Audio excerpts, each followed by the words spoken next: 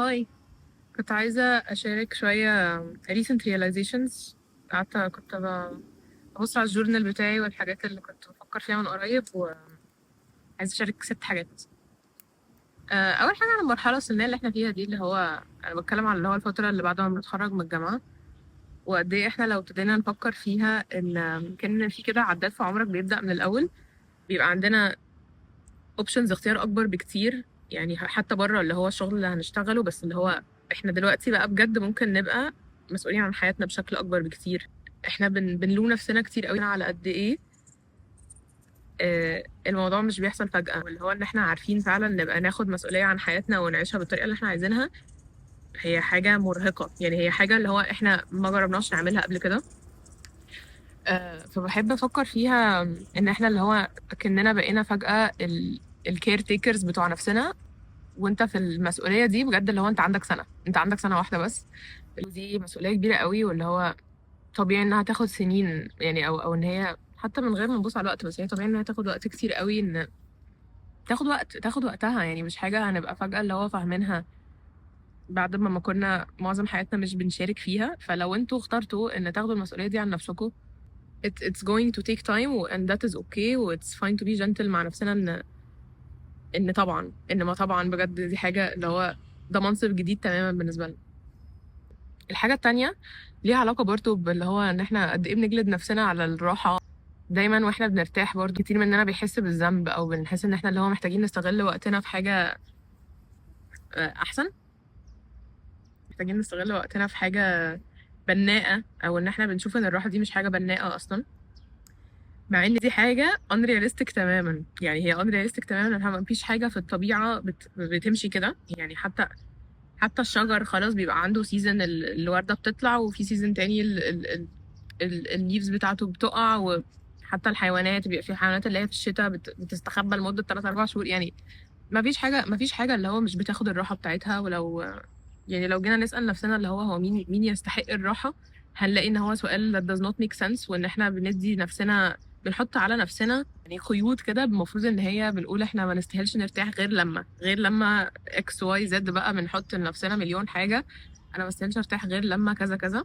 بيبقى ده ساعات البليف اللي عندنا تحت، اللي هو قد ايه احنا بنبقى بجد مش مستريحين في الراحة. يعني مش مستريحين بكونسبت اللي هو ان انا محتاجة ارتاح اكتر مما كنت فاكرة، او اكتر مما كان نفسي ابقى يعني الراحة عامة. يعني أنا شفت القطط بتبقى عاملة ازاي، في اللي هو لو قابلت قطة شارع بتبقى قاعدة متبرطعة في الجنينة ما عندهاش أي هم في العالم، غير إنها لما تكون بتريح تماما. ولو بتقضي وقت كتير قوي من حياتها بترتاح عادي. وده لما بنبص على اللي هو معظم الحاجات اللي عايشة مش بيتكسفوا إن هما يرتاحوا عادي. هي مش حاجة، يعني مش حاجة عمر أي حاجة تانية غير البني آدمين يحتاجوا يفكروا فيها إن إحنا محتاجين نستحقها، او ان هي مش part of normal life. يعني لو بصينا على التصرفات اللي احنا بناخدها، لا احنا بنعامل الراحة كأنها عدو، او ان هي دايما هتبقى معناها حاجة وحشة عننا، معناها ان احنا كسولين، او ان we're not trying hard enough، او ان احنا كان في حاجة ممكن نبقى بنستغل وقتنا فيها ومش بنعمل كده. وده يعني مأفور شوية يعني مأفور شوية. محتاجين نريفيزت أفكارنا عن الراحة. و... وحاجة بتساعدني ان انا افكر فيها بطريقة اللي هو اهدى شوية، ان انا اقارنها باللي هو معظم الحاجات اللي عايشة على كوكب الارض علاقتها بالراحة مختلفة تماما عننا and they're doing fine. يعني هم تمام. ف تعالوا نموف on لتالت حاجة. تالت حاجة، احنا ركزنا على ان احنا نلاقي حاجتين احنا بجد مصدقين فيهم عن معنى الحياة بالنسبة لنا ايه، او اللي هو الحياة بتشتغل ازاي. if you make it your full time thing، ان اللي هو دي اكتر حاجة اساسية في حياتك، ان انت تفهم يعني اللي هو تلاقي معنى للحياة وتبقى actually مبسوط بيها. يعني اللي هو هل احنا لو مش في حياتنا دلوقتي هتختار ان انت ترجع لها؟ هل would I لو انا بتفرج من بره كده وخلاص، انا لسه مش عايشة ماشي، انا لسه اللي هو في NPC space، وهختار هرجع حياتي ولا لا، هحبها ولا لا، اللي هو هو انا فعلا اكني مختاراها. يعني انا عارفة ان هي مش حاجة احنا بنختارها، بس احنا لما بنكون actually بقى مختارينها ونبقى حاسين ان هي دي حاجة، يعني مش حاسة ان احنا هنعرف اللي هو نحب الحياة fully unless we think out اللي هو فكرة اللي هو هي معناها ايه، وانا بحبها ليه، وهل انا فعلا بحب يعني actually learning to love life is a really big thing. حتى لو قضينا واستثمرنا وقت كتير قوي في ان احنا نلاقي حقيقتين مثلا، حقيقتين ثلاثة about الموضوع ده، about اللي هو الحياة انا عايزة منها ايه وهي معناها ايه بالنسبة لي، وايه الحاجات اللي why is life meaningful why is life meaningful بالنسبة لنا، ان احنا فعلا نلاقي اللي هو يعني حاجتين ثلاثة بتطلع من الكونسبت ده، whether هي أسئلة أو أجوبة. آم، حاسة الموضوع ده صعب شرحه جدا، بس ان هو دول بيبقوا كفاية بجد. يعني انت ممكن تقضي لو 10 سنين بتلاقي حاجتين ثلاثة انت مقتنع بيهم تماما، وبعدين بجد هيبقوا كفاية، هيبقوا كفاية ان احنا يعني ان هما يقودوك. هيبقى كفاية ان الحقيقتين دول يقودوك، برضه يبقى يعني تبقى حقائق.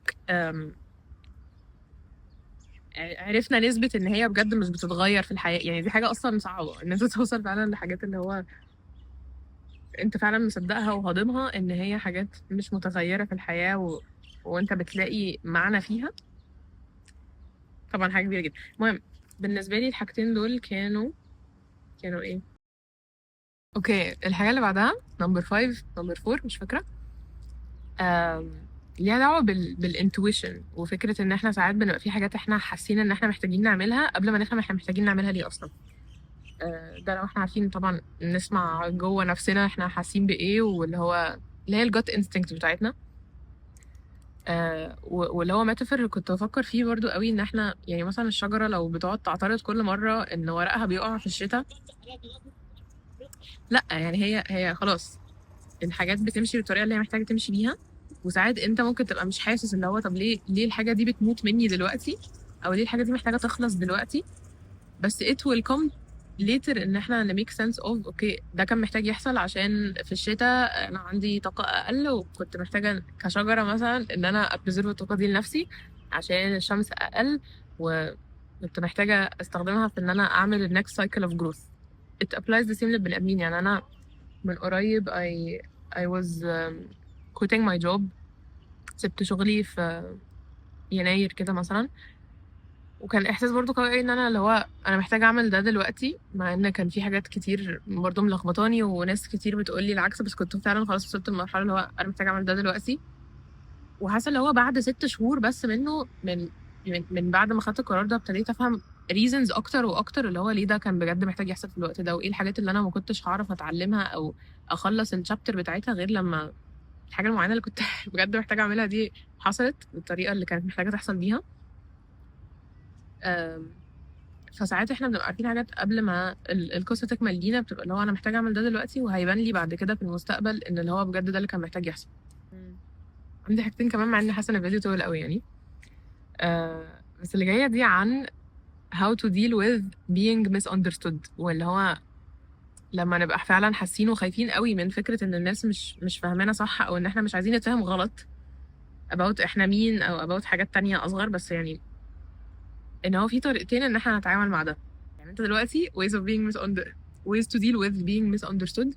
اول طريقه ان انت find other people who understand you، او ان انت تحاول تفهم الناس اللي موجوده وهم مش يعني بنلاقي ساعات ان هم مش هيفهموا او انت مش عارف تفهمهم، او بقى عشان انت مش عارف تفهمهم الحاجه اللي هو حقيقتك زي ما هي، بتغير في نفسك، بتغير في حقيقتك، او بتغير في اللي هو انت مش بتغير في حقيقتك، انت بتغير في اللي هو انت بتبريزنت نفسك للناس ازاي.